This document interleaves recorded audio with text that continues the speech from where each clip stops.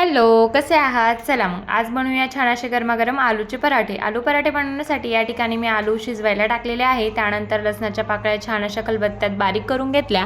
त्यानंतर त्यामध्ये थोडं जिरं टाकलं, अजून थोडंसं बारीक करून घेतलं आणि खरंच जिऱ्याने इतकी छान अशी चव येत असते ना. या प्रकारे बघा तुम्ही अशा प्रकारे बारीक करून घेतलं. त्यानंतर आहे ना या ठिकाणी ना पीठ भिजण्यासाठी मी गव्हाचं पीठ घेतलेलं आहे. थोडा मैदाही तुम्ही टाकू शकता, मी मैदा काही टाकला नाही. त्यानंतर त्यामध्ये मी थोडीशी तीळ आणि ओवा ॲड केलेला आहे आणि डो सॉफ्ट होण्यासाठी मी त्या ठिकाणी थोडंसं तूप त्यामध्ये ॲड केलेलं आहे. त्यानंतर ना त्यामध्ये थोडं थोडं पाणी घालून छान असा डो तयार करून घ्यायचा.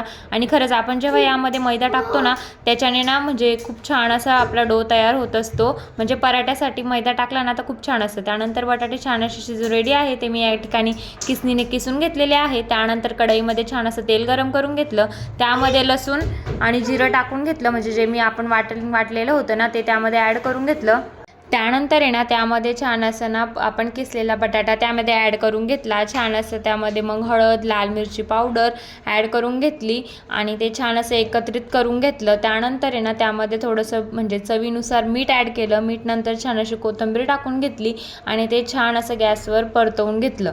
आणि ते जास्त काही नाही, थोड्या वेळेस आपल्याला परतवायचं आहे, इतकं काही ते परतवायचं नाही, म्हणजे आपण ऑलरेडी बटाटे शिजवलेले आहेत त्यामुळे.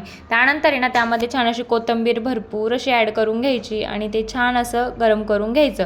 त्यानंतर आहे ना आपली कणिक या ठिकाणी तुम्ही बघू शकता किती छान आणि सॉफ्ट अशी बनून तयार होते. आणि त्यानंतर छान असे एक एक करून मी या ठिकाणी उंडे करून घेतले, म्हणजे जेणेकरून लाटायला सोपं पडेल. त्यानंतर आहे ना छान असं एक उंडा घेतला, त्याला छान असं कटोरीसारखं करून घेतलं. त्यानंतर त्यामध्ये आपला एक म्हणजे बटाट्याचं वाटण घ्यायचं आणि ते छान असं त्यामध्ये ओव्हरलोड भरून घ्यायचं, म्हणजे इतकं पण नाही पण छान असं भरून घ्यायचं. मला खूप जास्त भाजी त्याच्यामध्ये आवडते त्यामुळे मी जास्त त्यामध्ये भरून घेत असते. त्यानंतर मी ते छान असं एकत्र भरून घेतलं आणि मग हलक्या हाताने आपल्याला ते लाटून घ्यायचं आहे. त्यानंतर आहे ना तावा पण आपला एका साईडला खूप छान असा तापलेला आहे, त्यावर छान असं तेल टाकून घ्यायचं आणि नंतर आपला पराठा त्यावर टाकून घ्यायचा. पराठा छान असं दोघी बाजूने खरपूस असं आपल्याला या ठिकाणी भाजून घ्यायचा आहे. त्या ठिकाणी तुम्ही बघू शकता किती छान असा पराठा आपला रेडी झालेला आहे. आणि आमच्या घरातला पहिला नैवेद्य हा धुळलाच जात असतो.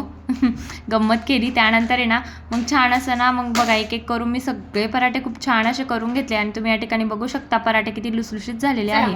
गरमागरम असे आलूचे पराठे रेडी आहेत. चला तुम्हाला चव घेऊन बघते मी कसे झाले. तर आता मी तर मला असंच आवडतं म्हणून मी असेच खाते. चला,